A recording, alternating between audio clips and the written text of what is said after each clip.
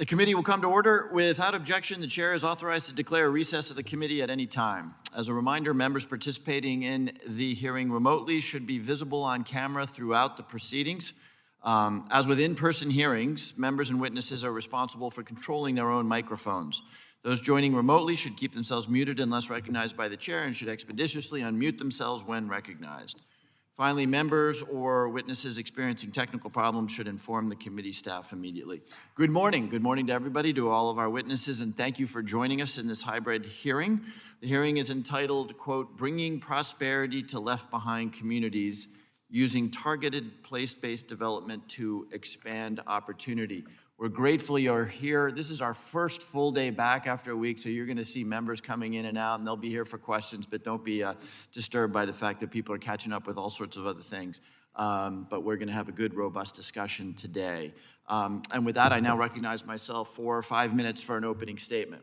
I am enormously excited to take up this topic for one that is important to all of us, and that's how we address the challenges in those geographical locations that have been or are being left behind. Many of the programs that the federal government and state municipal governments employ are individual-based. Some of them work terrifically well, some of them less so.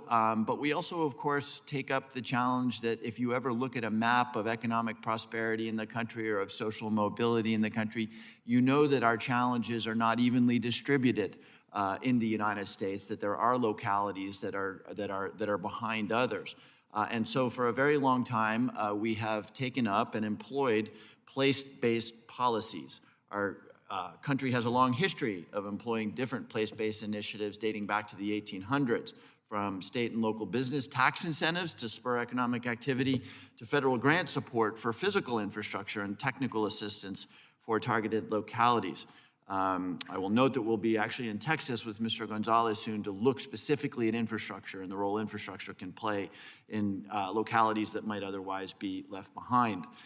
These, of course, are policies that help residents in rural areas and urban areas, in historically marginalized communities, and in underserved regions in need of public investment.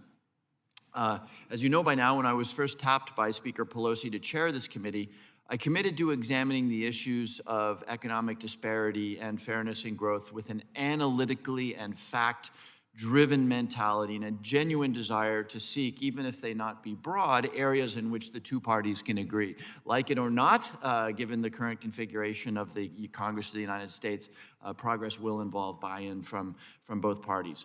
And I think we can all agree that the initiatives that we're talking about today can bring job opportunities and services to economically distressed areas and connect more people and communities to the economic prosperity that gives them a shot at the American dream. Today, though, as I'm always interested in, I want to look in particular at specific place-based initiatives to ask the question of what's working and what's not working, and how can we emphasize those things and expand those things that are working and maybe rethink those that are not. What can the federal government do to make these programs and policies more effective for those who need them most, and how can we do that as efficiently as possible, being ever mindful of the resources of the American taxpayer. I'm no stranger personally to place-based politics. Before I got into this crazy business, I spent 5 years at Enterprise Community Partners, working not just on affordable housing, but on how you create the access to jobs, how you create the access to education and training, how you make sure that healthcare is available in a holistic way so that communities, not just people, can thrive and do well. So I look forward to learning about the unique challenges and solutions that will help uplift our left-behind communities and ensure that they have a place in the 21st century economy. With that, I now recognize the ranking member, Mr. Stile of Wisconsin, for 5 minutes for his opening statement. Thank you very much, Mr. Chairman. I'm looking forward to today's hearing. We've had the opportunity to go on the road. We were recently in my home state of Wisconsin, in Kenosha and Milwaukee. We've been to Lorain, Ohio. We'll be going to Texas. And I think it's an opportunity to look at how diverse the United States is. I think one of the topics that we're going to discuss today is what is the role of the federal government in particular versus the role of community leaders, state, in local policy. I think it's a really important topic to discuss because life across the United States looks very different. Janesville, Wisconsin, where I'm home, looks very different than downtown New York City and looks very different than rural Idaho. And as we look at this, though, I think what we see often is that there's not a one-size-fits-all approach from the federal government. There's an opportunity to look at making sure that we're addressing the local needs. And then again, is the role the federal governments, or is the role our local governments who are better able to understand the unique challenges that we have in different communities across the United States. That said, I think there's there's a handful of topics that are actually quite consistent across communities and what makes a place a great place to live. One of those is economic prosperity, that there's good paying, family sustaining jobs available in each of our given and respective communities. In particular, not lost on us that there are many communities that face some really challenging times finding good paying, family sustaining jobs. That's true in southeast Wisconsin in some of our communities. It's true across the country. And again, though, I think the question that we're going to be debating today a little bit is what is the role of the federal government in that versus what is the role of local stakeholders, local government, and our state government to make sure that we're doing this efficiently. I think another thing that is really important to discuss in particular that makes a community great is safety. We need to make sure that everyone is able to feel safe in their community, absolutely everyone.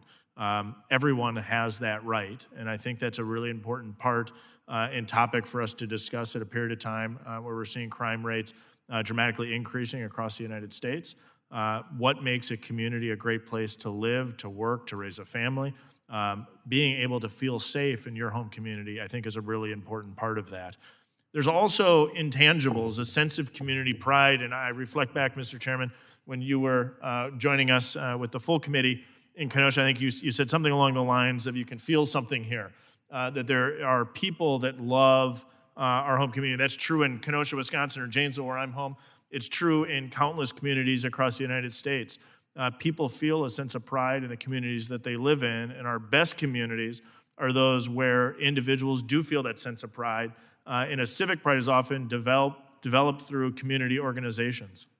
It's one of the reasons I was so challenged, in particular with the administration's Build Back Better plan and its attacks on faith-based organizations. Many of these faith-based organizations in some of our most important in distressed and challenged communities are some of the most important service providers. And so where we see faith-based organizations under attack, whether or not that we had a robust conversation in particular as it related to the child care provisions and Build Back Better, the role in the challenges that I think our faith-based providers would have had that proposal become law, would have had a really significant impact in a lot of our most challenged communities.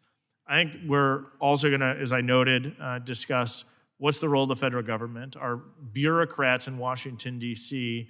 the answer? Or again, is it community leaders, community stakeholders that are best positioned to address the challenges that we afford? We've seen time and again Washington step in with millions, then with billions, most lately with trillions.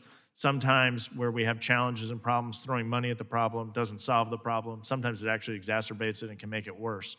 And so I think we have an opportunity today to delve into some case studies where the federal government has thrown significant money at some of our big challenges across this country, and what are the real-world ramifications, real-world impacts of the vast investment from the federal government. Did it solve the problem when we look back, or did it actually simply move the problem down the road, not actually solve the underlying problem? So I'm well aware everybody's hometown is different.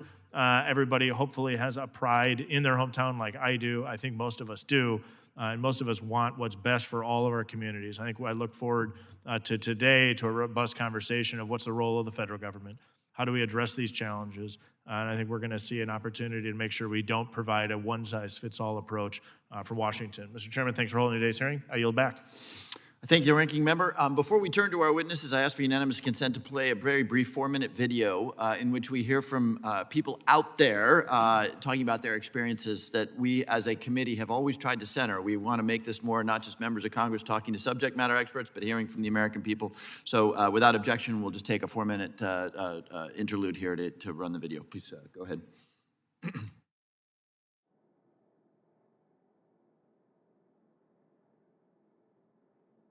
My name is Sharon Vogel. I am a member of the Cheyenne River tribe located in South Dakota.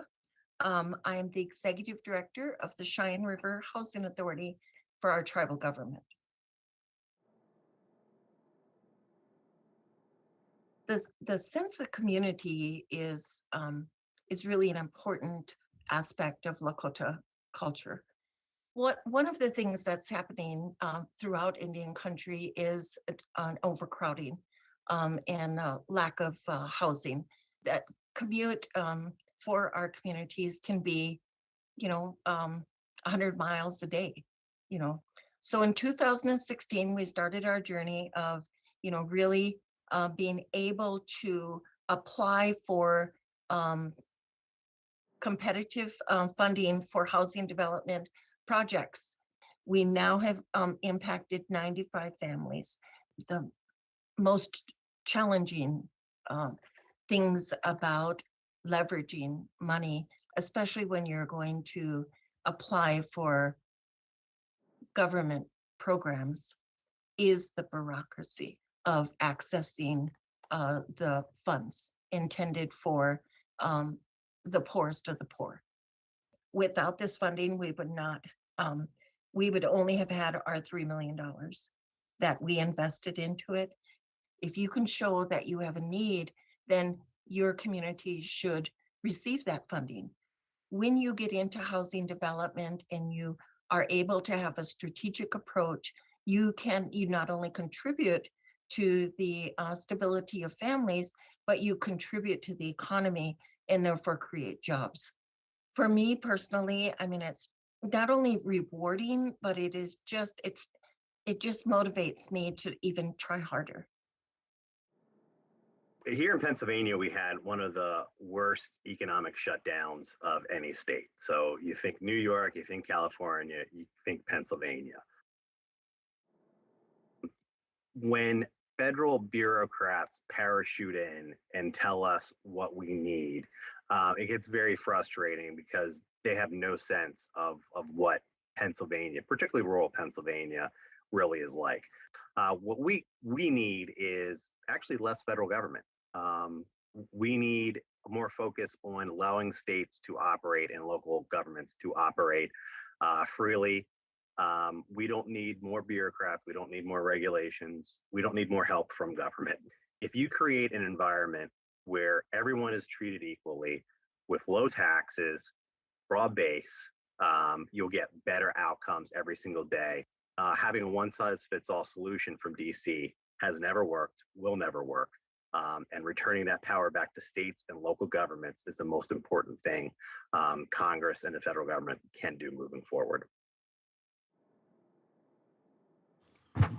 Okay, we turn now to our witnesses, and just by way of quick introduction, first we will hear from Dr. Tim Bartik, Senior Economist at the Upjohn Institute's Place-Based Research Initiative and co-director of the W.E. Upjohn Institute for Employment Research. Next, we'll have Mr. Jay Williams, President and CEO of the Hartford Foundation, located in the state of Connecticut, the Hartford Foundation for Public Giving, the former mayor of Youngstown, Ohio, and the former Assistant Secretary of the U.S. Economic Development Administration. Next, we have Dr. Tracy Haddon-Lowe, fellow at the, Brookings Metro, Auntie and Robert M. Bass Center for Transformative Placemaking.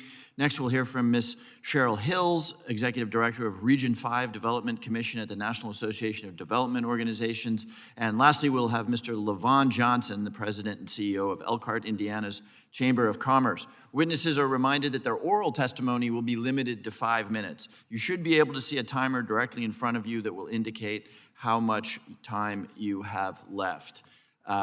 When you have 1 minute remaining, a yellow light will appear. I ask that you be mindful of the timer, and when the red light appears, to quickly wrap up your testimony so we can respect the time of the other witnesses and the committee members. Without objection, your written statement will be made part of the record. Dr. Bartik, you are now recognized for 5 minutes for an oral presentation of your testimony. Chairman Hines, Ranking Member Stile, and other members of the committee, thank you for inviting me to testify today. 105 million Americans live in distressed local labor markets, which are metro areas or rural commuting zones that lack sufficient jobs.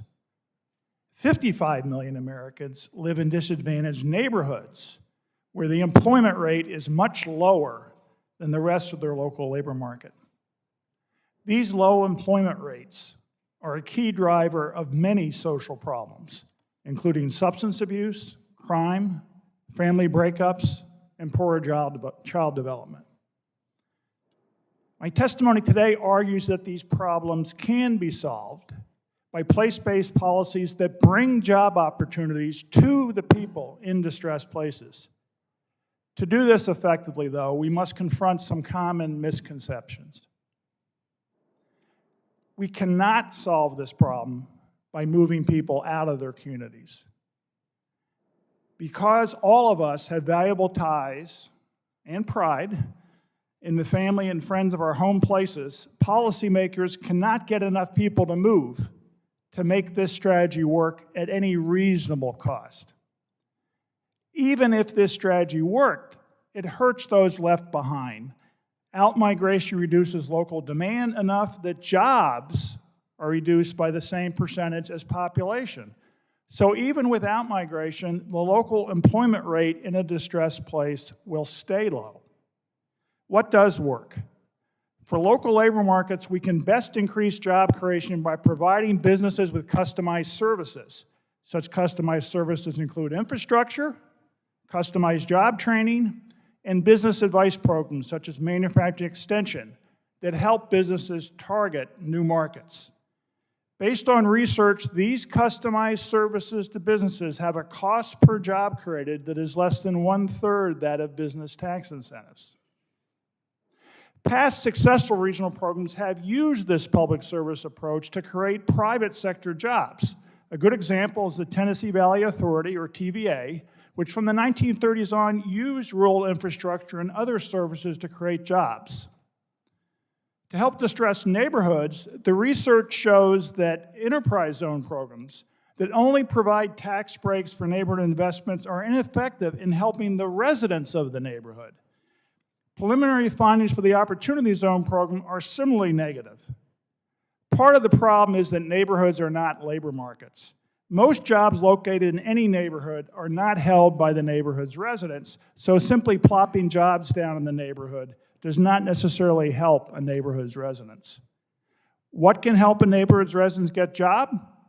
Increasing the community's ability to access good jobs, not just through transit or through providing reliable cars, but making sure residents can access services such as job training and childcare. In designing place-based policies, as already mentioned, federal policymakers should recognize that one size does not fit all. But on the other hand, distressed places don't have the resources to do it on their own. Urban areas have different needs from rural areas, and each area has different industrial bases, amenities, or proximity to markets, which dictate different strategies. Therefore, the best way to assist distressed places is through a flexible federal block grant that allows communities to target their particular needs. I have proposed using one block grant to help distressed local labor markets and another to help distressed neighborhoods. A meaningful program to help distressed places would cost about $33 billion annually. After 10 years, a program of that size would close about 1/3 of the employment rate gap between distressed places and more booming places. Such a program is similar to the Tennessee Valley Authority in per capita spending levels, but provides help for more regions. We need TVA levels of per capita assistance to help residents of all distressed places in the United States, both distressed neighborhoods, distressed rural areas, distressed urban areas, to gain access to good jobs. Such a program would benefit both distressed places and would also benefit the overall national economy. Thank you. Thank you, Dr. Bartik. Mr. Williams, you're now recognized for 5 minutes. Chairman Himes and Ranking Member Stile, thank you both, along with the members of the committee, for the opportunity to testify today. My testimony is informed by more than 20 years of practical experience in economically distressed communities. As the former mayor of Youngstown, Ohio, I helped craft a vision for a city that had experienced amongst the most prolonged and significant economic upheaval of any American city. My experience also encompasses my tenure as a former director of the U.S. Office of Recovery for Auto Communities and Workers, and later the Assistant Secretary of Commerce for Economic Development, where I led the U.S. Economic Development Administration. And finally, my current role as President and CEO of the Hartford Foundation for Public Giving. I have traveled extensively across this country, spending considerable time on the ground in both urban and rural communities, engaging directly with a diverse array of stakeholders, many of whom were reflected in the video we saw to start this hearing, on talking about the issue of economic disparity and fairness and growth. A common thread that connects all of these areas is the recognition that while federal policy can't be individually tailored to each community, federal policy works best when it provides an appropriate amount of flexibility for communities to leverage the assets and the opportunities that are unique to the economic development challenges that they are seeking to overcome. During my tenure as Assistant Secretary of EDA and the Office of Management and Budget crafted a vision for the effective integration of federal development resources and the institutionalization of the administration's successful place-based initiative, which is the very issue this select committee has convened around. The premise of the idea was that the federal government spends over $20 billion every year in economic development programming for needs identified in both urban and rural communities. But there are several departments and agencies that are responsible for this funding, including Commerce and HUD, SBA, the EPA, Department of Labor, U.S. Department of Agriculture, Transportation, the Appalachian Regional Commission, and the Delta Regional Authority, just to name a few. Federal funding related to economic development from across agencies could be integrated and tied to a common and standardized regional economic development strategy. A version of EDA's comprehensive economic development strategies, otherwise known as CEDS, is a good example of how this might work. With private sector input and modifications to encompass areas not under economic distress, EDA's CEDS model could serve as the anchor for integrating federal economic development investments. Partnering with philanthropy to increase economic opportunity is also something that I think has great promise. The Hartford Foundation for Public Giving is one of the oldest and largest community foundations in the country. The foundation has been actively learning what is the role of philanthropy in general and community foundations more specifically in helping to create more inclusive growth and economic opportunity with a focus on addressing systemic inequities most acutely impacting residents of our region. And our region both encompasses rural and urban areas. In 2020, the Hartford Foundation completed a landscape scan that focused on strategy development to address the racial ethnic wealth gap in our region. We found that strategies must have a racial equity lens and contribute both to immediate and direct emergency relief, such as the COVID and stimulus and rental assistance, while also supporting longer-term wealth-building strategies, i.e. pathways to home ownership, a combination of coaching and technical assistance, and access to capital to encourage stability and growth of small businesses that make up the fabric and the economies of our local communities. Policies developed for specific communities should be informed by those who are most impacted in the development, the design, and the implementation phase of that work. As an example, programs could require and fund the use of resident advisory and participation councils.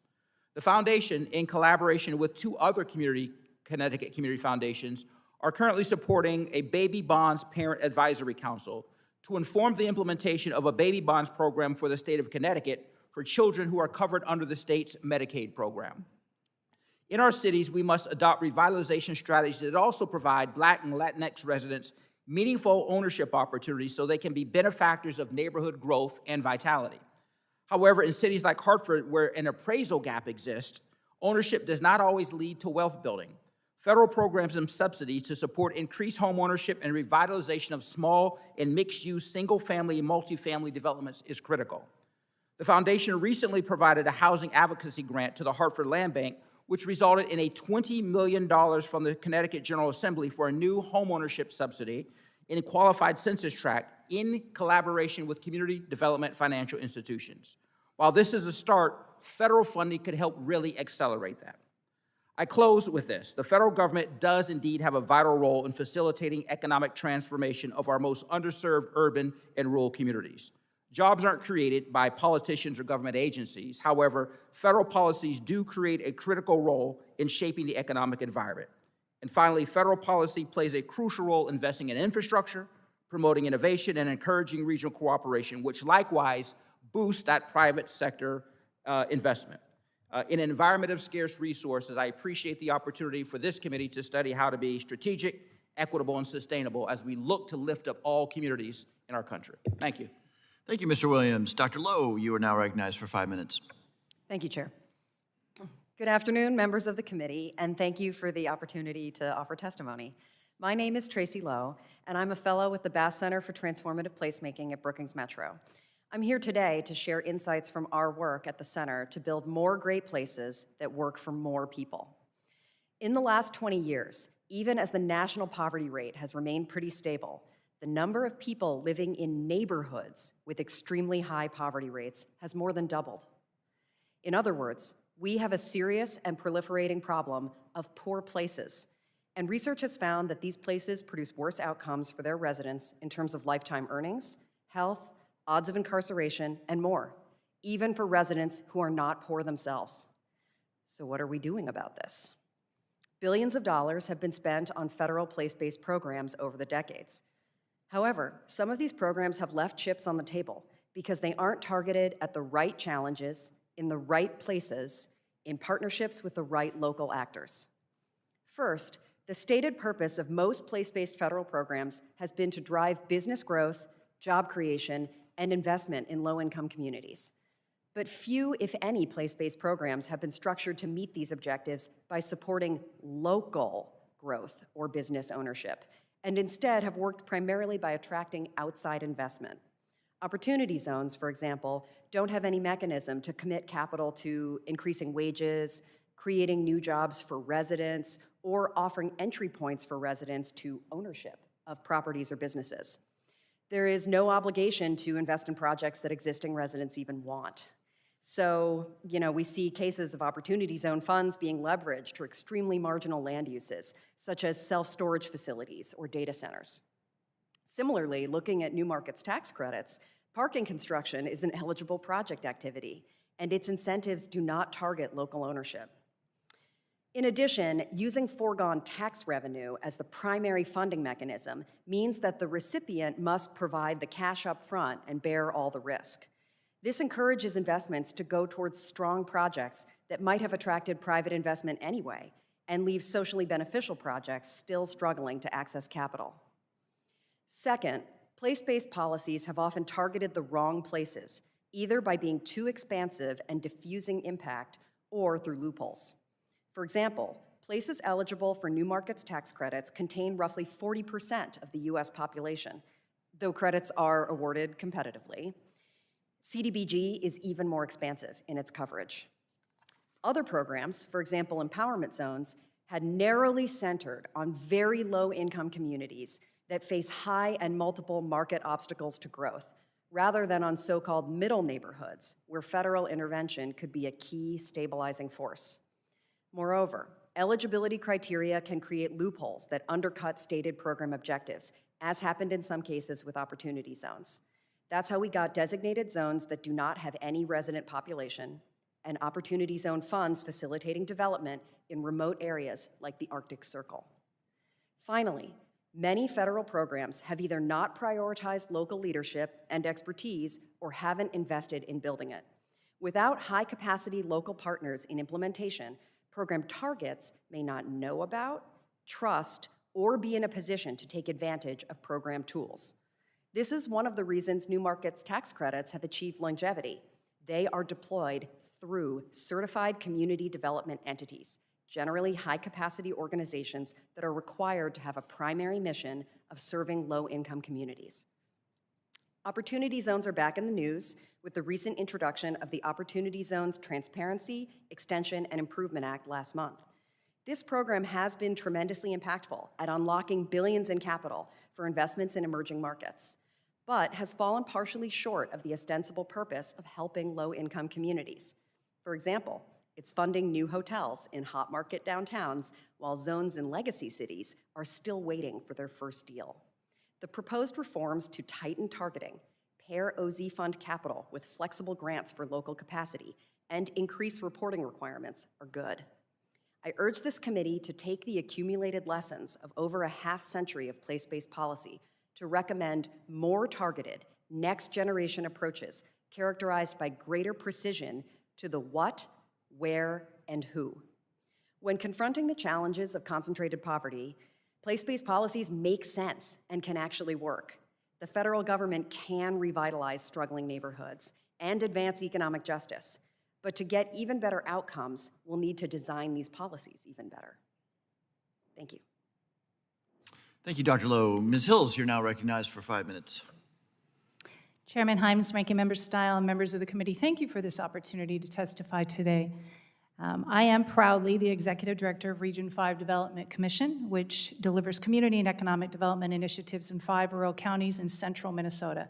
I'm also a member of the National Association of Development Organizations, NATO, which advocates for regional development organizations like mine across the country. I commend this committee for exploring policies that can help reduce economic disparities. In doing so, I encourage you to prioritize approaches that empower regional stakeholders to highlight specific local needs as priorities for federal investments. For example, my organization is nearly one of 400 economic development districts, called EDDs, across the country. The EDD federal designation is given by the U.S. Department of Commerce, the folks we know about EDA. The work of the EDDs is supported by the EDA Partnership Planning Grant Program and by a variety of other EDA and other federal agency investments. One of my organization's important roles is to address regional critical issues determined by a resident-driven plan called the Comprehensive Economic Development Strategy. You heard that acronym before, called the CEDS. The CEDS planning process empowers diverse stakeholders to come together to identify locally important priorities. In turn, EDA awards points to grant applications that align with our region's CEDS, which further incentivizes more regional collaboration. Done well, the CEDS is an intentional, equitable economic pathway designed by diverse voices. Every day, as practitioners, my team bring together businesses, local government leaders, philanthropy, nonprofits, and social advocacy agencies to improve the regional quality of life.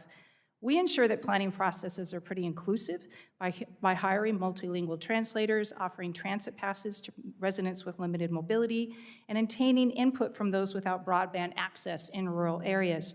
And engagement by invitation through our established relationships with populations like our Leech Lake Band of Ojibwa, our Agua Gorda growers, LGBTQ+ populations, and Amish and other diverse residents. I think it's important to note that we measure success of all of these projects and programs based on the livelihoods, improved livelihoods, and ownership for those living on the margins of our economy. As Tracy says, the who matters.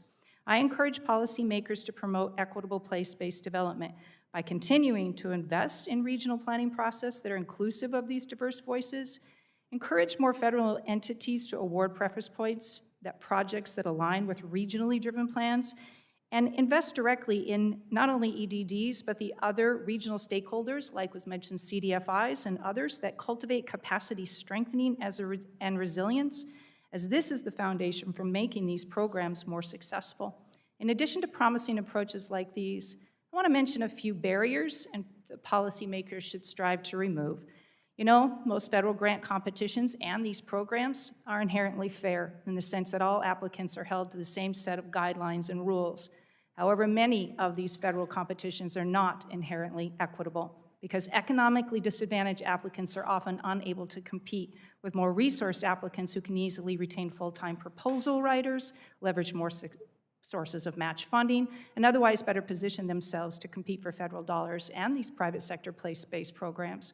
I encourage this committee to take action to reduce these barriers within the federal, not only grant-making, but program application processes, especially for rural and underserved communities by, first, let's reduce that local match funding requirements. Federal investments can be as high as a 1-to-1 match, which is unattainable for many communities. Specifically, for EDA planning grants, NATO recommends increasing the federal share to 90%, reducing the local match to 10%. Second, let's provide some pre-development funding to support early-stage project development activities that are necessary, like the environmental narratives and the preliminary engineering and that grant writing assistance. That communities without this capacity, they're not able to fairly compete. Third, increasing direct investments in regional partners who are committed to advancing what we call equitable economic ecosystems. The approximately $70,000 a year, the EDA annual investment of the EDDs is the most flexible use of federal funds available to rural regions. But even with the local match, funding restraints limit the amount of implementation EDDs are able to deliver. By investing more in those organizations that are serving communities with low capacity and high need, we can maximize these federal investments and programs. NATO recommends increasing the authorized funding level from the EDA Partnership Planning Grant from $100 million annually in the EDA reauthorization language. Fourth, let's ensure that regional partners, and this was mentioned, are included on advisory committees that regularly consulted by federal agencies, like EDA.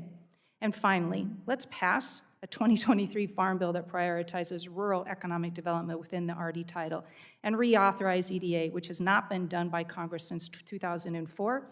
That is 18 years ago. Economic, social, and environmental conditions have changed monumentally since then. It's imperative to modernize EDA so that federal investments are more relevant to today's realities. Thank you for the opportunity to address the committee. I look forward to your questions. Thank you, Ms. Hills. Mr. Johnson, you're now recognized for 5 minutes. Chairman Himes, Ranking Member Style, and members of the committee, thank you for inviting me to testify today. I'm here to talk to you about the City of Elkhart, Elkhart County, Indiana, and the surrounding region. My testimony today will focus on our region's work to identify, develop, implement, evaluate, and continuously improve the economic station of everyone involved in our labor market. Like every community, Elkhart County has a combination of traits that make us unique. I am often asked what characteristics have allowed Elkhart County to remain an economic bellwether for the country. We believe our collaborative spirit, entrepreneurial ecosystem, economic resilience, philanthropic nature, and cultural diversity are the right mix that provide for opportunities in our communities. We believe that place-based initiative rooted in local inclusion at the direction of impacted stakeholders have led to sustainable practices that give us the ability to be agile in all economic climates. 5 times from 2008 to 2020, Elkhart has served as a convenient backdrop for presidential visits where we have been talked to and received campaign promises. While we appreciate the attention and the theater of political campaigns, we also believe that there is a purposeful and intentional speed of government and a speed of business. In Elkhart County, when addressing challenges, we choose to move at the speed of business. Too often, the wait in any other way is tiresome and frustrating. In 2008, during the recession, when our unemployment rate was over 20%, national projections indicated it would take Elkhart 20 years, if ever, to recover. By 2012, we had mostly righted the ship. This was done through the support of local and regional entities that believed in and understood Elkhart County business, communities, and that our resilience had prepared us for times like this. Had we waited on outside solutions, we would still be 6 years away from our pre-2008 economic strength. In 2018, after 2 consecutive record years in the recreational vehicle production, our unemployment rate was often below 3%. National economic attention once again turned its eyes to Elkhart County as RV production and sales did not match the previous 2 years. As media outlets and national economists were trying to lay the narrative that based on our history, the slight decline was a sign of a possible looming recession. And most recently, at the beginning of our current pandemic, the unemployment rate in Elkhart County jumped to 28.6%. Clearly, there was great concern not only for the physical health of our community, but economically as well. It was in that intersection that once again proved that local action ahead of national response was the right move for Elkhart County. Businesses that were deemed essential immediately collaborated around the right protocols and safety measures to help mitigate the spread of the virus in the workplace. In this time, many of our businesses made the intentional pivot to support our healthcare system by shifting their production to provide the PPE materials that were needed by our healthcare professionals. In the first quarter of this year, Elkhart County's unemployment rate on average was below 1%, and by our most recent monthly data is currently at 1.8%. The focus of this hearing is targeted policies to expand local economic opportunities for underserved community. It is often said that rising tides raise all ships, but as I was recently reminded, that only matters if everyone is on the boat. We also understand that there are common threads of challenges that impact all communities, regardless of state, city, or zip code. Local identification of those challenges and the convening of community-minded individuals and organizations has led to innovative, creative, and engaged solutions. As an example, through collaboration in the South Bend Elkhart region, we have established a goal of being in the top 20% of metro areas for minority income equity by 2030. By collectively researching best practices, developing and implementing solutions that fit our needs and goals, the following action items are in process to continually evaluate progress and quickly adjust to needs to increase economic opportunities for everyone, including in those in the underserved communities. Workforce development strategies that encourage encourage and work with companies to develop clearly defined career pathways, collaboration of business and education to address the skills gap that is often a barrier to employment and higher paying jobs, and public-private partnerships that have led to millions of dollars in investment in facilities, programs, and infrastructure that provide easier access to tools necessary for closing the wage gaps. Entrepreneurial support, consulting, and mentoring programs that help individuals go from ideation to startup to sustainability and growth. Public-private investments and quality of life initiatives that support amenities that encourage neighborhood and community growth and engagement, the redevelopment of underutilized or no longer utilized properties, and programming aimed at neighborhood stability. In addition, a significant focus has been placed in housing, understanding that the greatest transfer of wealth in Elkhart County is often property, and we want to make sure that everybody has the opportunity for home ownership and a host of other issues that we are looking at locally. Again, I want to thank you for allowing me to be a part of this conversation and share Elkhart's story. Thank you, Mr. Johnson. I now recognize myself to start the questions. And Dr. Bartik, I'd like to start with you. In your testimony, you were very explicit about the notion that programs that only offer tax incentives to firms or to investors are often suboptimal, sometimes fail to achieve their goals. I wonder, take a minute or two and just reflect on the Empowerment Zone program and give us a sense, expand on the notion of what it looks like when it's only about tax incentives and what else can be combined with tax incentives to lead to more successful outcomes. Well, the problem with tax incentives is that a lot of times they incentivize things that would have happened anyway. You can't read the minds of developers and know whether or not the program would have, the project would have happened anyway, even without the, I don't know why it's having that feedback, but why the program would have happened anyway. What empowerment zones did that was different is that in addition to trying to incentivize job creation and hiring in the neighborhood, they also gave a block grant to each neighborhood that was used in practice for job training. It was used for small business job creation. It was used for nurturing the growth of small businesses. And those kind of services directly help residents of the distressed neighborhoods. So the problem with a lot of these neighborhood programs, beyond simply that a lot of what you incentivize would have occurred anyway, is that simply putting jobs and investment in a neighborhood is not enough to help the neighborhood's residents because, neighborhoods are not labor markets. We need to directly help residents of distressed neighborhoods that are really going to make a difference. Thank you, Dr. Bartik. Dr. Lowe, let me come to you. I was doing a little work in advance of the hearing trying to understand what we know about success in the Opportunity Zones program. You made a point that was important, which is collecting data and putting parameters around these programs is really important. What are your initial thoughts around whether we're doing that enough and what the implications may be in the Opportunity Zones program? And if we had an opportunity to revisit that, what would you recommend we do? Thanks for that question. I would also like to add about empowerment zones that the specific issue there is that the tax credits were for businesses located in the zones. And so in order to benefit from a tax credit, you must have a tax liability. And many of the businesses located in empowerment zones had very limited tax obligations. Specifically regarding opportunity zones, it's absolutely critical that we have some reporting requirements put on this program. I think that the IRS regs were a huge missed opportunity to do that. And we, as a research community, are struggling to answer basic questions such as how many projects are there that have received capital support from Opportunity Zone funds? And if we can't even find how many projects there are, then it's even harder to evaluate the impact of the program. Okay. So it sounds like you think we should impose more reporting, more data collection on the current OZ program. Unequivocally. Okay. It is essential. Okay. Okay, my last question in just my remaining minutes here.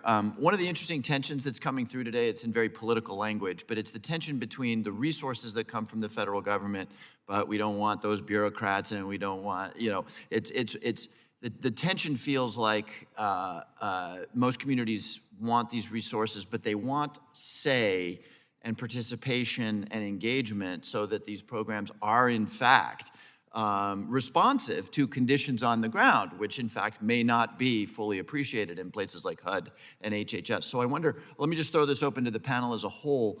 How can we do better in that regard? And what communities in particular or programs in particular can we hold up as examples of getting that balance right, of the scale of the federal government with the input of specific local communities and community groups?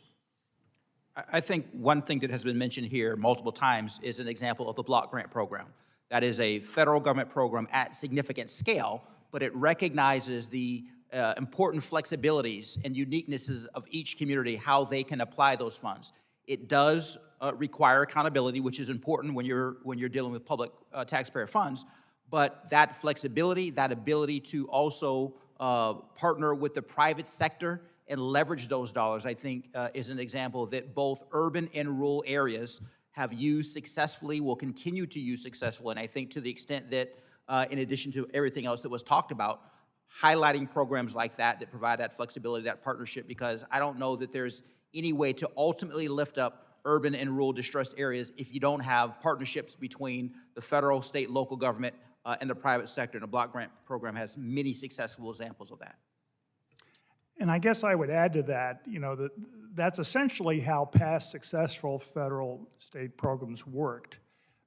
When you look at TVA, that was very flexible how the money was used. We look at the Appalachian Regional Commission, that was very flexible how things were used. When you look at empowerment zones, the block grant that was provided, which was in today's dollars about $170 million per zone, was quite flexibly used.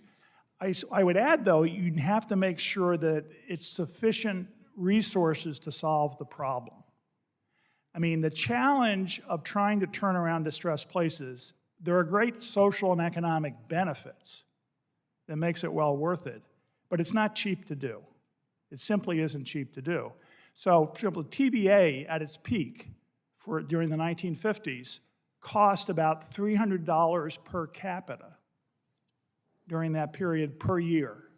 $300 per capita per year. For the average local government in the U.S., that's 14% of their local tax revenue. I mean, a distressed place cannot really find 14% of its, I mean, maybe it's conceivable, but it's very difficult for them to find 14% of the local tax revenue for 10 years to either increase taxes or lower public services spending, which would hurt their economy in other ways. To do that for 10 years is very hard. So I think it's important, in addition to talking about block grants and federal flexibility, the federal government has the resources to really help these communities jumpstart their economy. And so that's the reason why we can't simply say, let's just let these distressed places solve their own problems. It's very difficult for them to do so. Thank you. Thank you, Dr. Bartik. I recognize the ranking member for his questions. Thank you very much, Mr. Chairman. I appreciate everyone's testimony. Dr. Lowe, I really appreciate your comments on opportunity zones.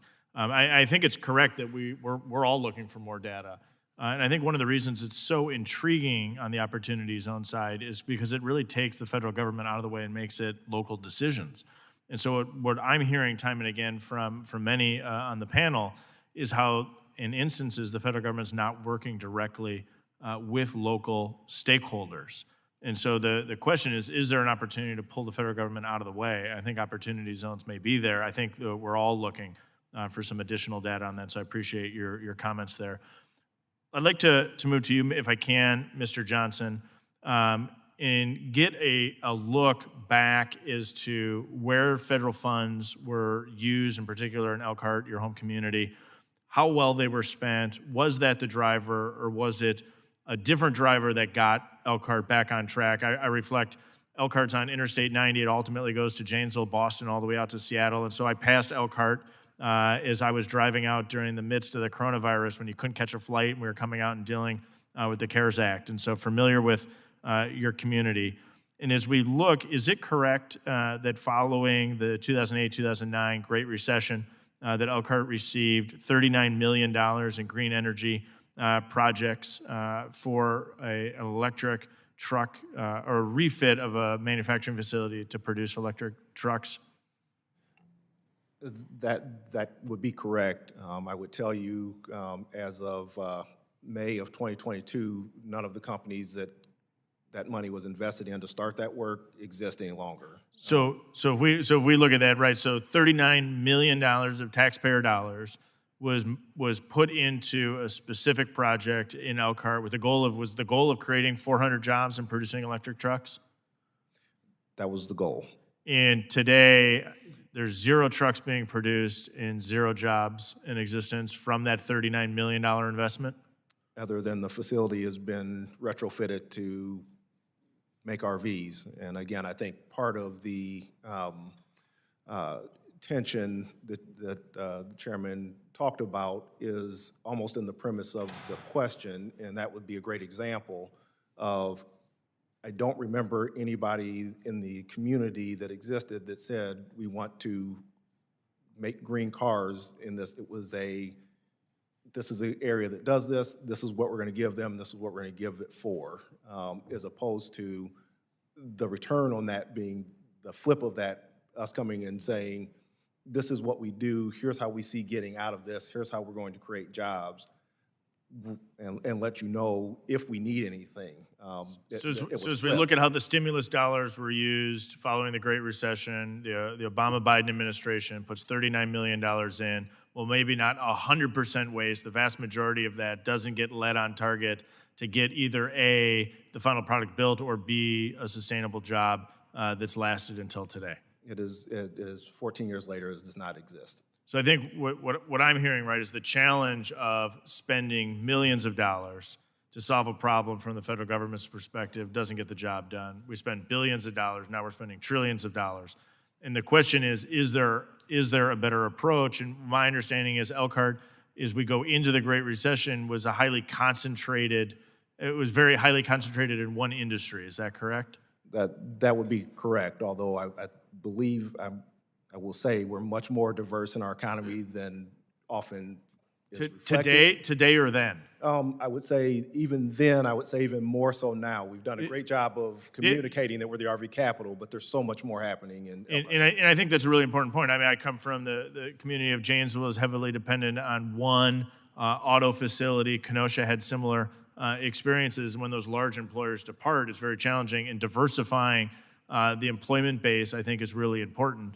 That can't always be done from a federal government, but there are local stakeholders that can step up to the plate and work to diversify the employment base in the community, so that if one of these large employers shifts, that other employers can step up to the plate. My concern from our perspective as we watch this Keynesian economic approach is that we're going to have the federal government step in, send money down, often doesn't work with the local stakeholders in the community, which we heard time and again from an array of our panelists here today.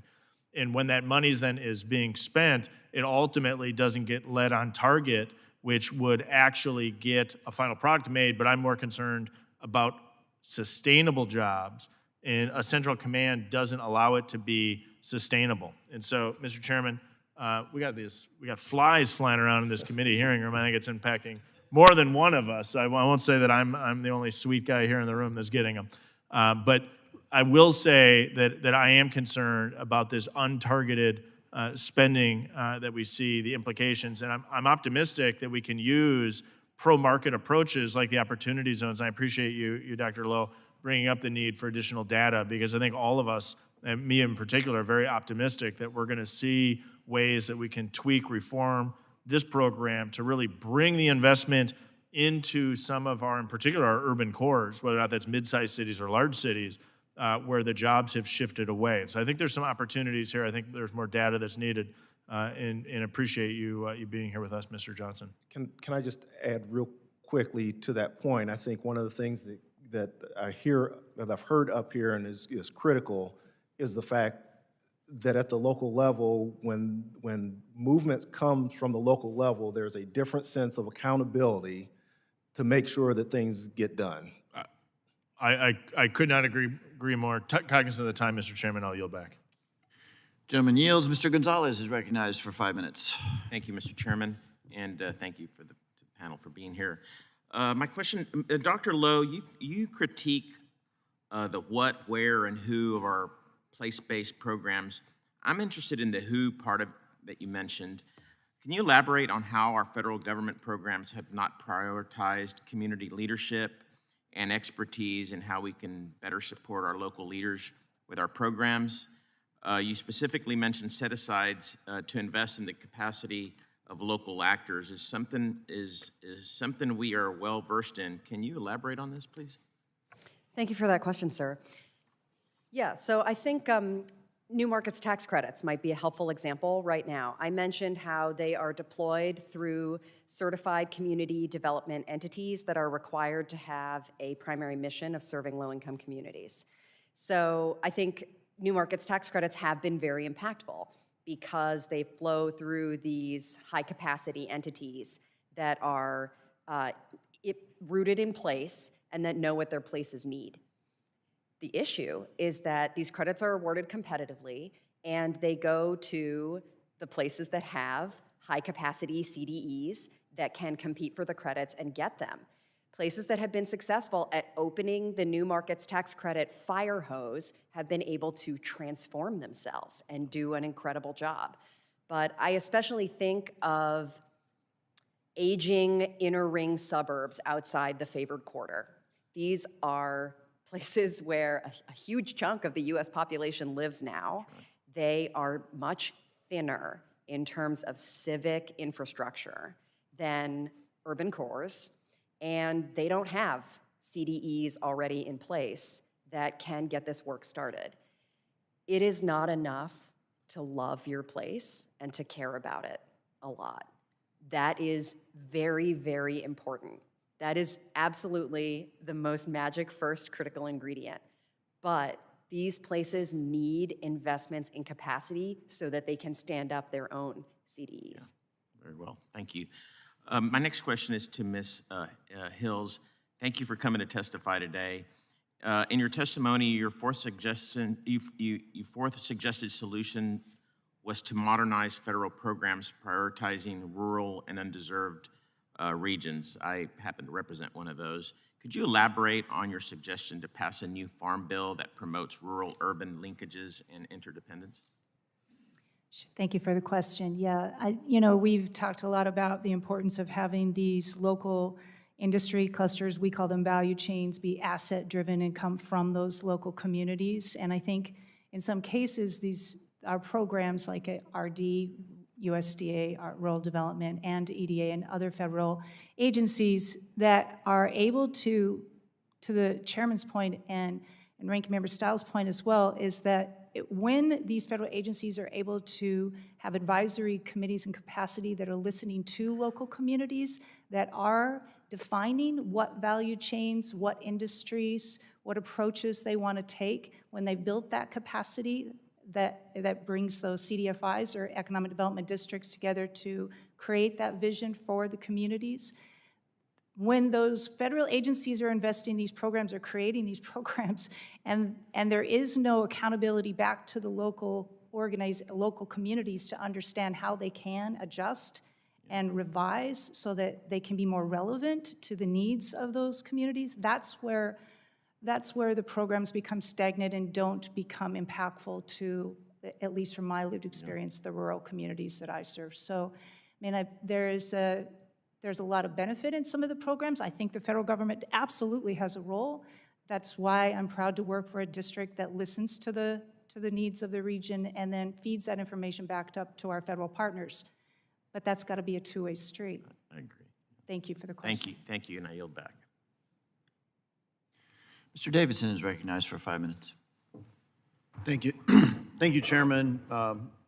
Thanks to our witnesses, and I really appreciated your written and oral testimony.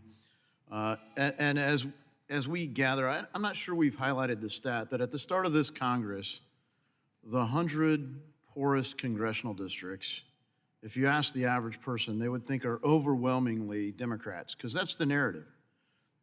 The reality is it's pretty evenly divided. There are 51 that are represented by Republicans and 49 that are represented by Democrats.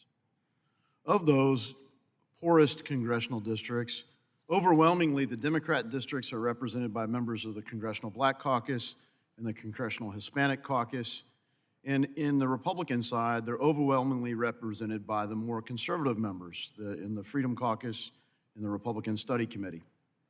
So it seems that there would be a more collaborative approach given this dynamic, and I guess I'm always looking for ways to collaborate with colleagues to be able to do something useful. Often when we talk about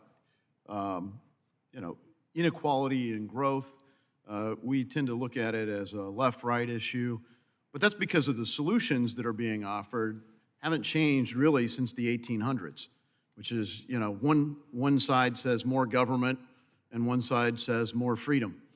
And, I'm in heavily the more freedom, less government approach, but I think the big challenge is how do we get to sound money?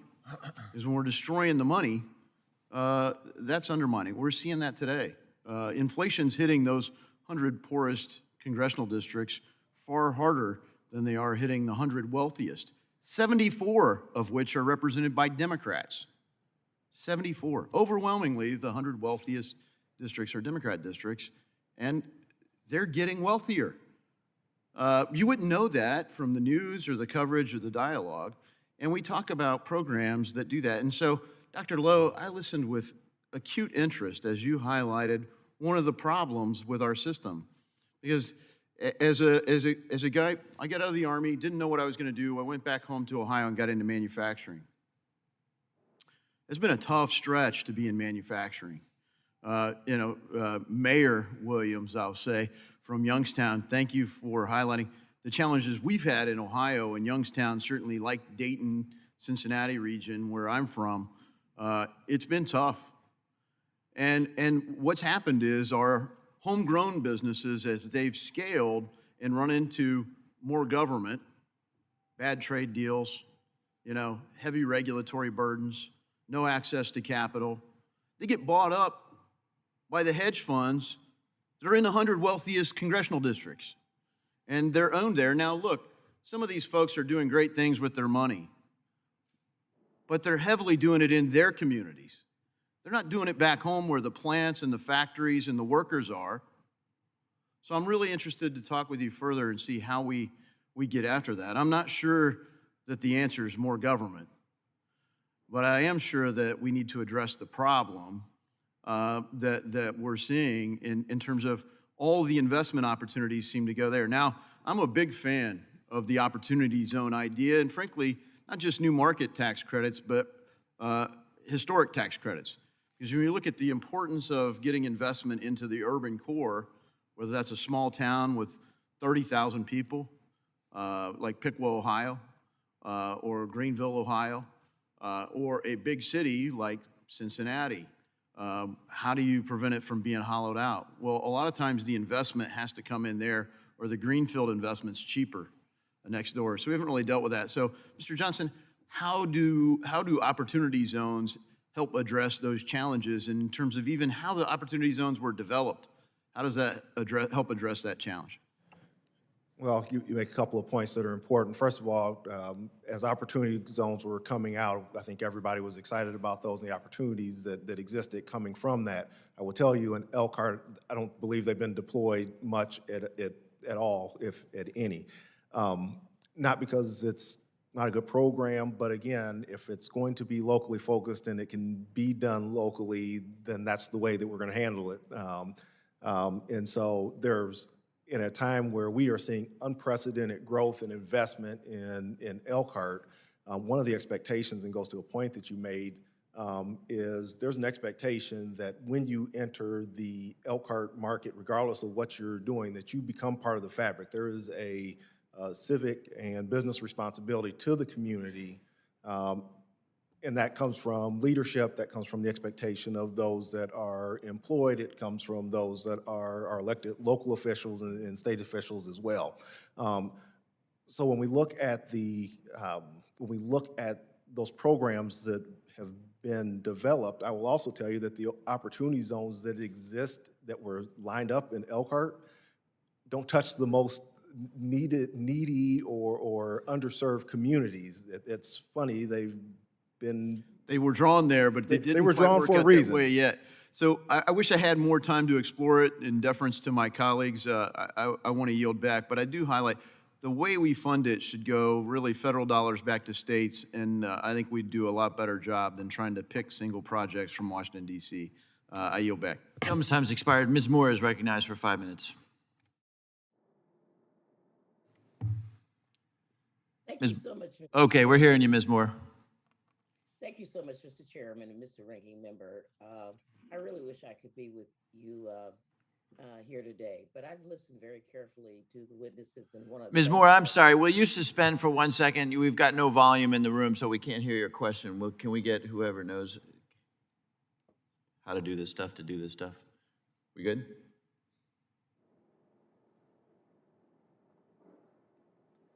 Ms. Moore, try one more time. Maybe speak a little closer to the mic. Hopefully it'll work. Okay, how am I doing? That's a little better. Thank you. We'll start the clock at 5 minutes. Thank you so much, Mr. Chairman. And I guess I really wanted to sort of sort out things. The witness, one of our witnesses talked about the Tennessee Valley Authority as an example, and the tremendous expense that it takes to actually turn a community around. Then we had other testimony from a couple of our witnesses that have talked about how important it is to engage the community so that you don't find yourself in a situation where you have, for example, tools that might be good, like opportunity zones, but nobody asked people, and it's more geared toward rate of return from the investor. No one asked whether you needed another storage unit in the area or not. Doesn't seem to be any initiative around some of these programs to create jobs for people or opportunities for anybody other than the investments. And we heard on tape, we've heard today about we don't need any more government, no more, we don't want, and I assume that doesn't mean that they don't want the money from the government. They just don't want the regulation and just to try to determine whether or not there is a rate of return from the community. So I guess I would like to ask the panel, how do you balance these exigencies, actually? How do you balance them? The need to do some place-based stuff so that you really can help the people in the community. But if you do them with no regulation, then you find that it only benefits the investors and not the people around the community. What should we be looking at as a model for meeting the needs of rural and urban communities and having the proper balance of regulation and investment?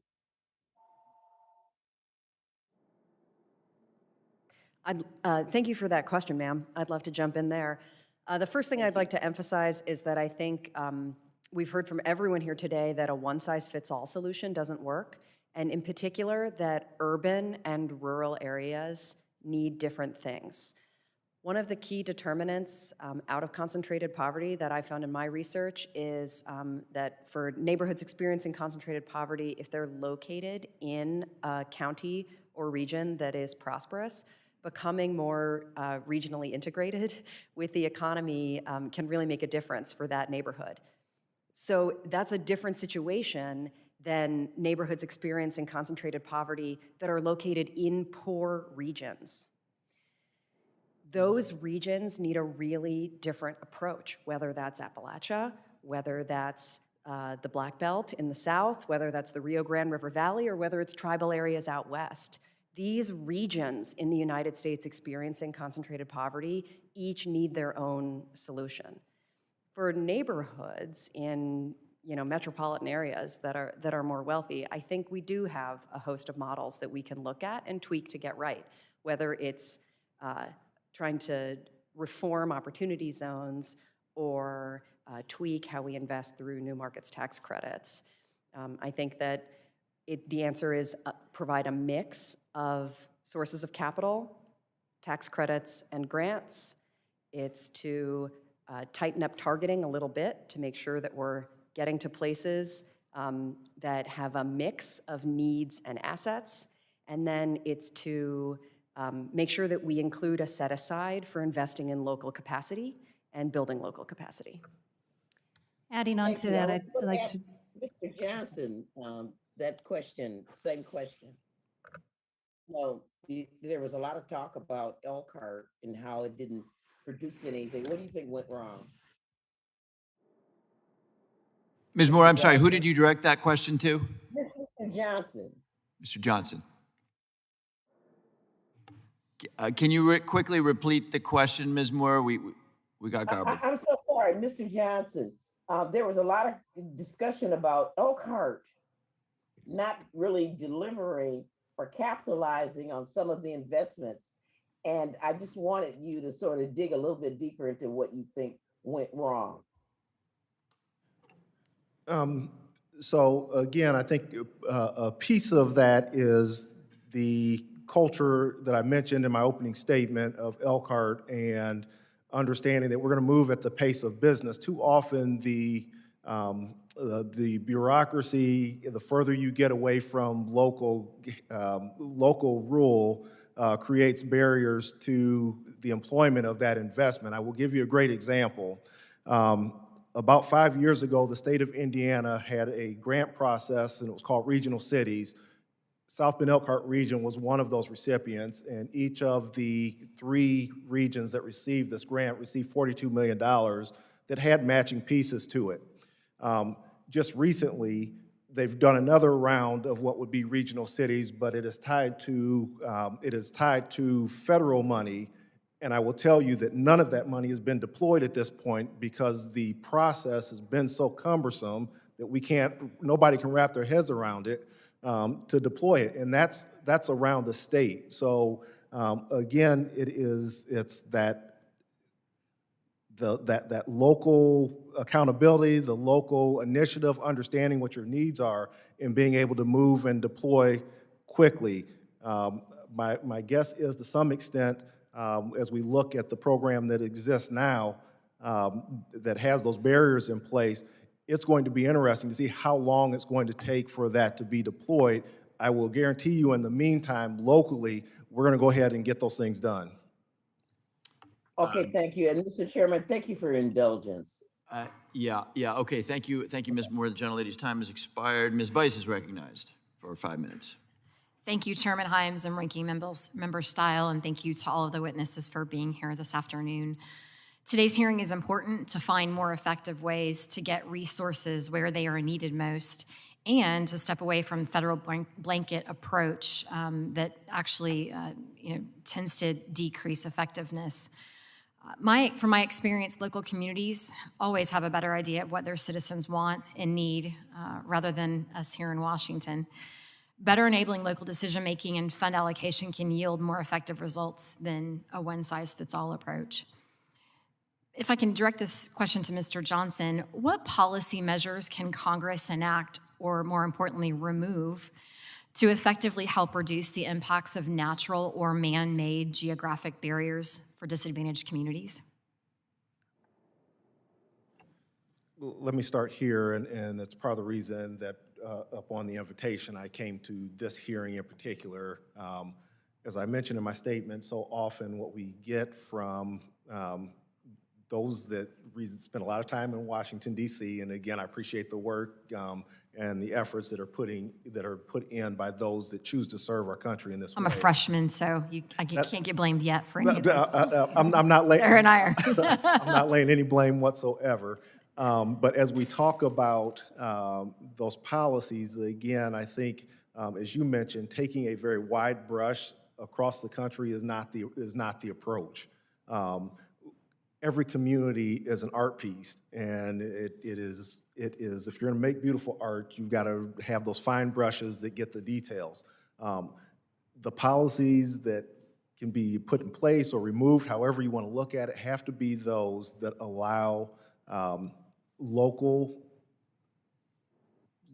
community members, elected business leaders, those that are being impacted by those decisions, to be able to take advantage of opportunities to, as you are looking at, to decrease that level of disparity.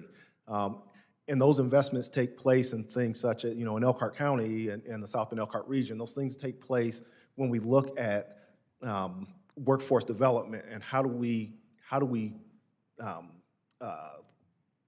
lessen the skills gap that exists that often gets in the way of those higher paying jobs. It's how do you support entrepreneurship in a county where the fastest growing entrepreneurs are people of color.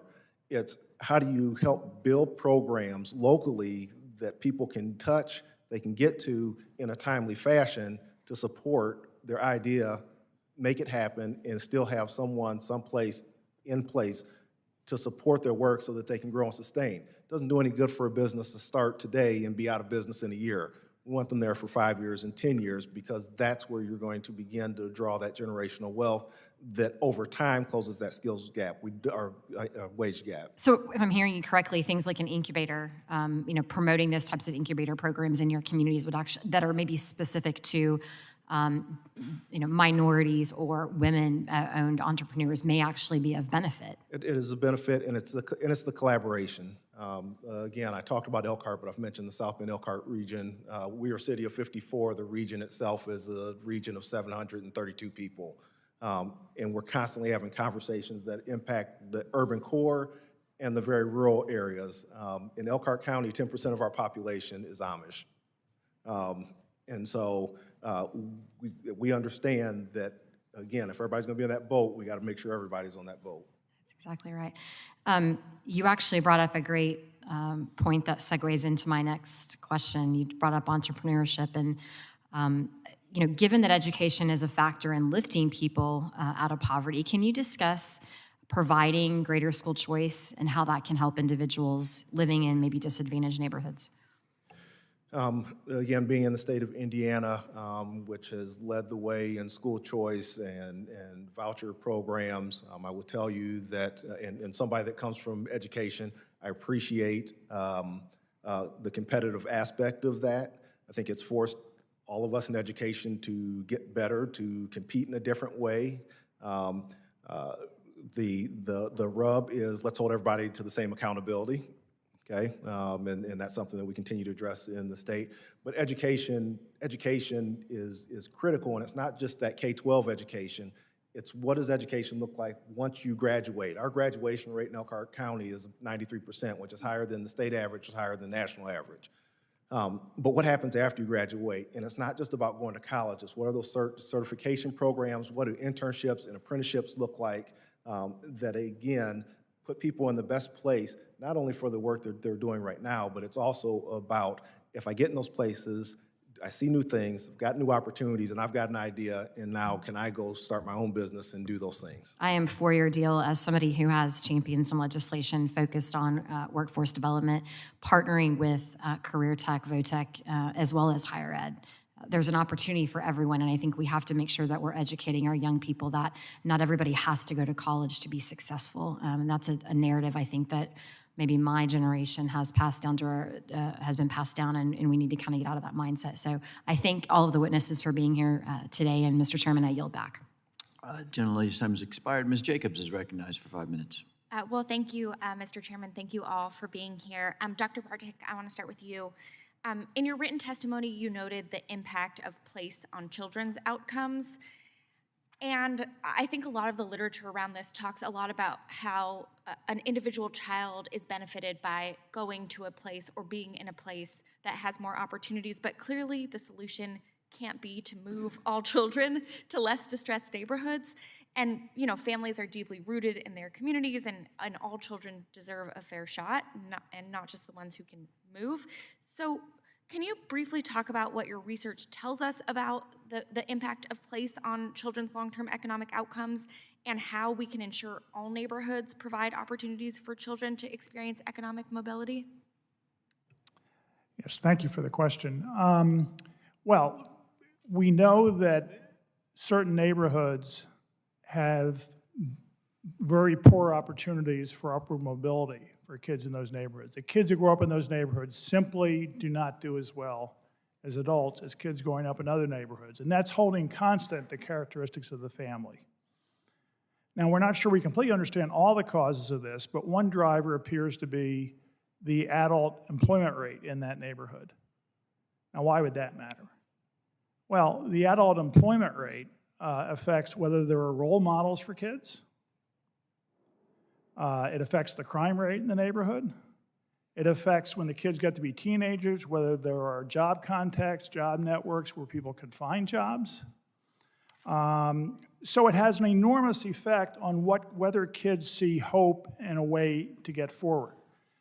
So how do we change child outcomes in some of these distressed neighborhoods? What do we do? Well, first of all, I would say that not everything, okay, so I'm a big fan of place-based policies. I do not think that everything that needs to be done is place-based policies.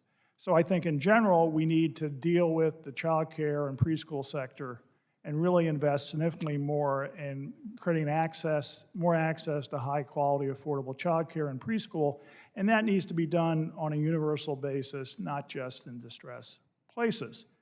But we also need to target those distressed places and see if we can get adults in those neighborhoods into well-paying jobs. Well, how do we do that? We don't solve that problem simply by plopping jobs down the neighborhood because most people don't work in their neighborhood. That's not the way the labor market works. What we have to do is make services available to people in those neighborhoods so they can get well-paying jobs. Now, some of that is, maybe a transit pass. Some of it could be getting their car fixed and getting access to a loan to get their car fixed. Some of it could be job training. And some of it actually would be childcare. We know we have childcare deserts in this country, places where childcare is lacking. If we can provide outside funding through a federal block grant, a state block grant, I don't care where it comes from, but a resource that is not available to these neighborhoods because they don't have the money, to, for example, to take a childcare desert neighborhood and make sure that there are childcare centers, which would be, by the way, in many cases, a form of private sector job creation. We could help entrepreneurs in that neighborhood start their own child care center. So those would be dual-use programs. We would be simultaneously helping adults into jobs by providing child care, while also helping better child development through that child care center if it's run in a high-quality way. Thank you. And Mr. Chairman, let the record state all of the other witnesses were shaking their head yes about childcare also. I want to dig in on this a little bit more. If you could talk about how high-quality early childhood programs compare with some of the other solutions we've been talking about. I know in your book you mentioned that high-quality early child care could even be a more effective return on investment than these business tax incentives that we've been talking about. Right. Well, we know that early childhood programs have an enormous return on investment. That if they're in a high-quality way, I emphasize. No one is saying a lousy preschool program does wonders. You have to run in a high-quality way with teachers who are paid well and well-trained, reasonable class sizes, et cetera, reasonable curriculum. And if you do that, you're working on the labor supply side of the labor market. What you're doing is increasing the quality of the labor supply. And by doing that, you're building up prosperity of your economy. And that has an enormous rate of return. Now, business tax incentives can work, but they tend to be expensive per job created. And the rate of return to a high-quality early childhood program in terms of producing high-quality jobs for people by working on the labor supply side of the labor market is actually much higher than that of business tax incentives working on the demand side of the labor market. I think on the demand side of the labor market, some of these customized services to create jobs in small business, things like small business development centers and customized training are a more effective way of working on the labor demand side. But early childhood programs are a great way of building out the labor supply side of the economy in local areas. Thank you. Mr. Chairman, I yield back. Gentleman yields back. Mr. Arrington is recognized for 5 minutes. Thank you, Chairman and witnesses, for your time and discussion about this place-based development.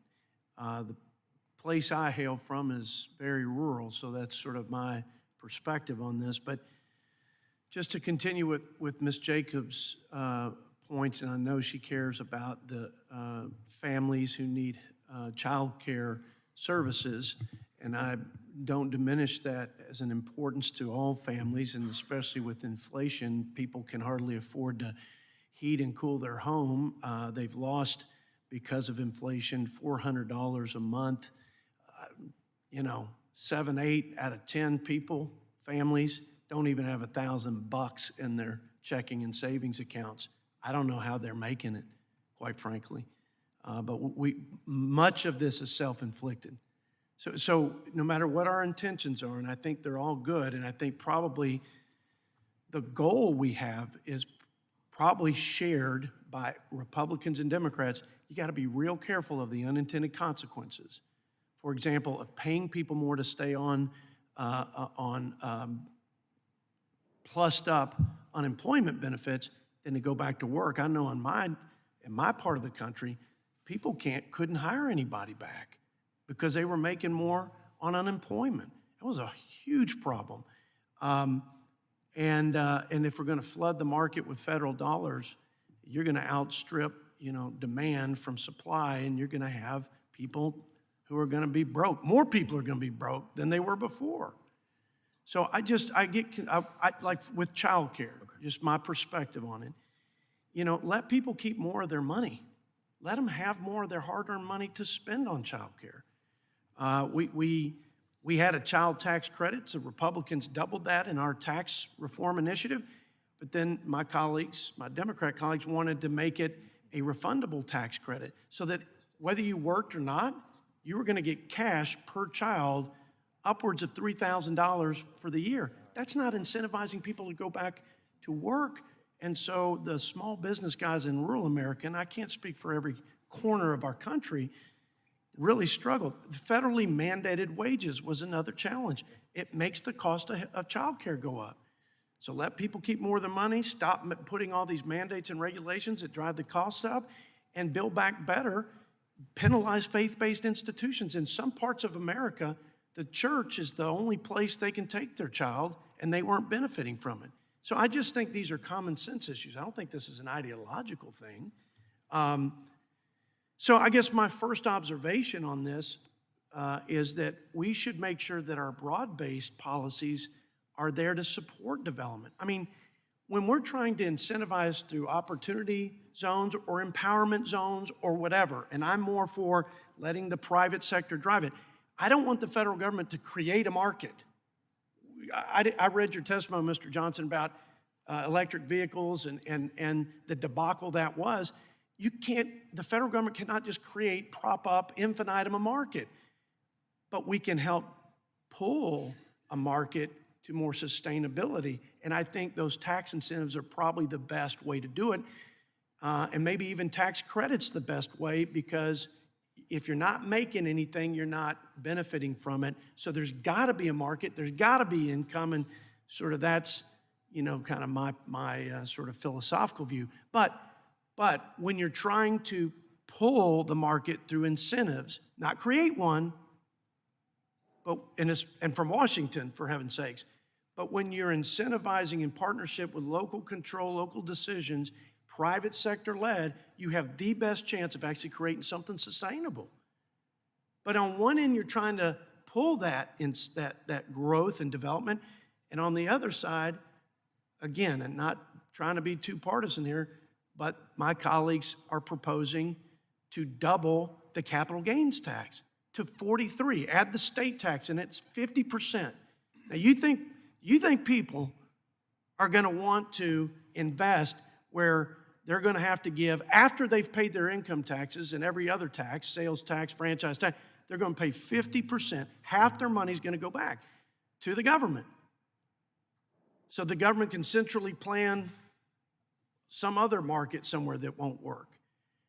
I know that the hearts here are pure in wanting this place-based development, but we need to do it the right way, or we're going to fritter away the monies that we're stewarding, and our children, who are $30 trillion now in a deferred tax, because that's what our debt is on them, are not going to be well served. So anyway, I appreciate your highlighting that example in your testimony, but I respect all of you. We got to get it right, or the unintended consequences are worse than the cure. So thank you, Mr. Chairman. I went over my time and once again did not get to a question. The gentleman's time has expired. Mr. Donalds is recognized for 5 minutes. Oh, can I insert something into the record really quickly? Yeah, Mr. Donalds, let me withdraw that recognition. Yes, Ms. Jacobs, you're recognized. I'd like to insert into the record a research paper from the Social Policy Institute at Washington and St. Louis. The expanded child tax credit payments did not reduce employment. Without objection, so ordered. Mr. Donalds, you're recognized for 5 minutes. I'm glad you're submitting that for the record, Ms. Jacobs. I would love to actually read that because that would be an interesting read. So, we'd love to get that from the chair and the committee.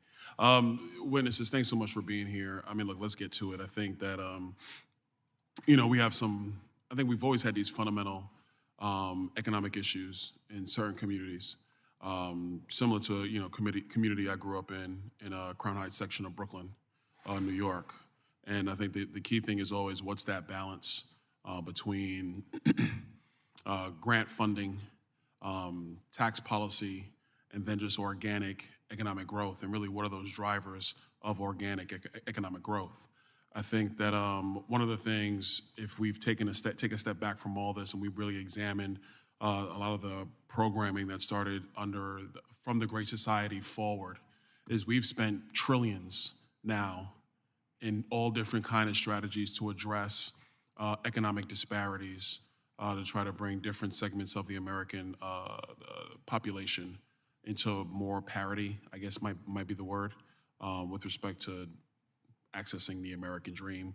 We've done it in a myriad of ways: housing policy, grant funding, education funding, direct subsidies, et cetera. We've kind of run the gamut on all of them.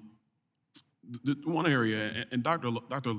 Lowe, quick question. I mean, for me, the one thing I'm trying to understand is, in areas of extreme poverty, this is all my own personal experience, not data-driven, but what I've seen growing up. The three base characteristics I've always seen are educational issues, healthcare issues, and access to capital issues, economic issues. Like, in what you've seen, am I wrong in what kind of the three primary drivers are in these type of communities?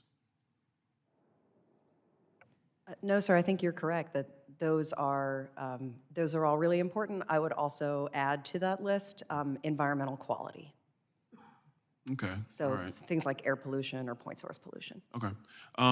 The reason I ask is because one of the solutions, which is really not a DC-focused policy, it's something much more on the state level, has been, academic freedom, parental choices, whatever the case might be. I noticed in a lot of the testimony you guys were advocating for far more flexibility with respect to federal grant programs, block granting. I think Dr. Bardick, that's what you were referencing, block granting, which, when it comes to block granting stuff to states for them to work it, as opposed to us doing out of the alphabet soup agencies, I actually agree with that to a large degree. But one of the areas that I believe has always had direct impact to the lives of kids or people who are trying to matriculate up the economic ladder is flexibility in their academic experience.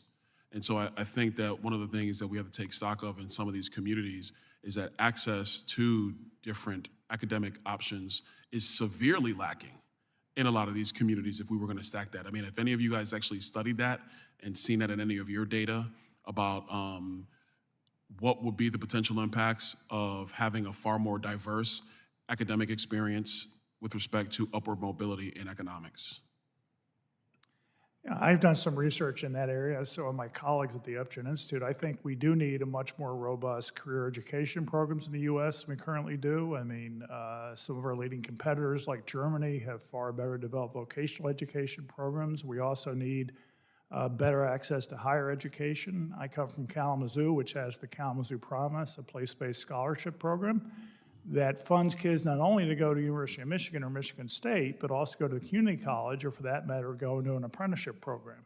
So all of these are ways of telling the kids from the time they're in second grade, you will have access to higher education opportunities. So this goes beyond place-based policy, although it can be related. I mean, place-based scholarships are one way to help develop an economy and attract people to the area. That was one of the rationales for the Kalamazoo Promise. But I really do think we do need, you're absolutely right, we need to invest more in education, which goes beyond the issue of place-based policies, but is part of it. All right, well, Mr. Johnson, I don't know if you had anything you wanted to add to that. Yeah, sorry, I appreciate the comment about the vocational, focus in a lot of European countries that are far ahead of where we are. But again, I would point to some of the local, again, using our area as an example, we've got an organization called Horizon Education Alliance that worked with businesses, is continuing to work with businesses to build out career pathways that at elementary level, you know before you leave elementary what the career pathways in these organizations are, what you need to do to get there, and that is from entry-level positions to sitting in the CEO seat. On top of that, through the organization, which is a collaboration of business, education, and government locally, 2 years ago, or 3 years ago now, prior to the pandemic, a group of 40 from our region hopped on a plane and went to Switzerland and went to Germany to look at those programs. And so now when we see the apprenticeship programs that are taking place that have really led and helped the state of Indiana develop also in that space, that K-12 piece, the post-K-12 piece, the focus on all levels of education, but to meet those career pathways, that education is so critical that you're talking about. But you've got to make sure not only is the research there, you've got to make sure you're able to apply it, and you've got to be able to move when it's time to move. If it's not working or it's not working at the level you want it to move, you've got to be able to do that. Mr. Johnson, I appreciate what you said. I'm like a minute over, and I thank the chairman for indulgence. Mr. Chairman, I'm wrapping here, like 30 seconds. Okay. Thank you, Mr. Chairman. I appreciate it. And other members present will be afforded the same courtesy if they want. Absolutely, thank you. No, I just think, look, at the end of the day, the big thing is that we have so many different questions about how to attack this issue. I would say, especially coming from what I've seen from you guys earlier today, that we here in the nation's capital have failed to realize that top-down tinkering in communities is just not effective. By the time we get the information up here, the problem set has changed, the conditions have adjusted, and so what is needed is far more ability on a local level to really get at the acute issues that affect these different communities.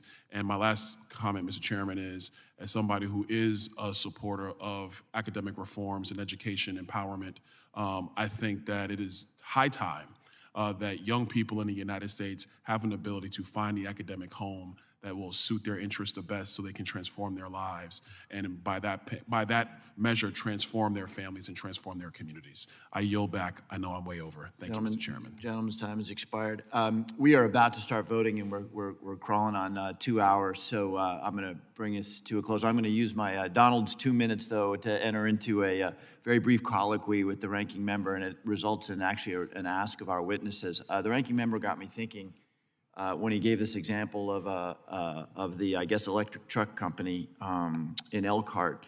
And it really it reminded me of Solyndra. I was here when we heard a lot about Solyndra. And it's a complicated story, but it poses a really interesting question, which is, should the federal government be in the business of making direct investments in private corporations? And candidly, I've now seen 3 presidents very aggressively pick winners and losers, some cases subsidy.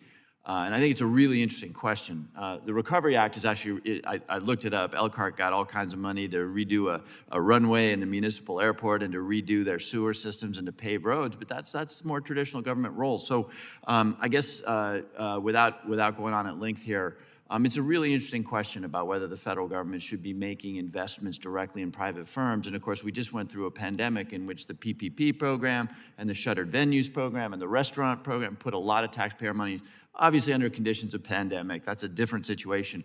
But I would just love to ask our witnesses to maybe, not now, because we do have to go vote, but maybe if you feel like it, give us a little bit of a response on the question of, should the federal government be in the business of making investments directly into private companies, and if so, what sort of protections would serve the public good in doing that? So that's the end of my part of the colloquy. In all fairness, I want to give the ranking member an opportunity to add anything to that. No, I think it's an important topic because we see millions of dollars being invested, and what's the real world impact? And I think Mr. Donalds brought it up that often by the time the information gets to us, the conditions in the ground have changed. It's why the private sector model is so strong and why I'm so interested in the data that I do believe will be forthcoming on opportunity zones. And so look forward to, appreciate today's conversation. I'll yield back, Mr. Chairman. Yeah, no, I appreciate, thanks to the ranking member. And again, the time I've been here has been characterized by an awful lot of direct investment. I came here in '09, and the first thing that happened, of course, well, actually it happened in '08 under a Republican president, a massive rescue of the financial services industry. So we're very much in the business of making these direct investments, either under duress or not, in the private sector. Anyway, and I'll leave it there, but I would just ask Dr. Bartek, I can't enter into I can't extend this further, but please do respond to the committee in writing with whatever thoughts you have about whether we should be doing that, and if so, what sort of protections and guidance would you give us in future programs along that line. So I thank the members, and I'd like to thank in particular our witnesses for their testimony today. Without objection, all members will have 10 legislative days within which to submit additional written questions for the witnesses to the chair, which will be forwarded to the witnesses for their response. I ask our witnesses to please respond as promptly as you are able. Without objection, all members will have 10 legislative days within which to submit extraneous materials to the chair for inclusion in the record, and I remind members that written questions and materials for the record should be submitted to the email address provided to your offices. With that, I thank all of the witnesses once again, and the hearing is adjourned.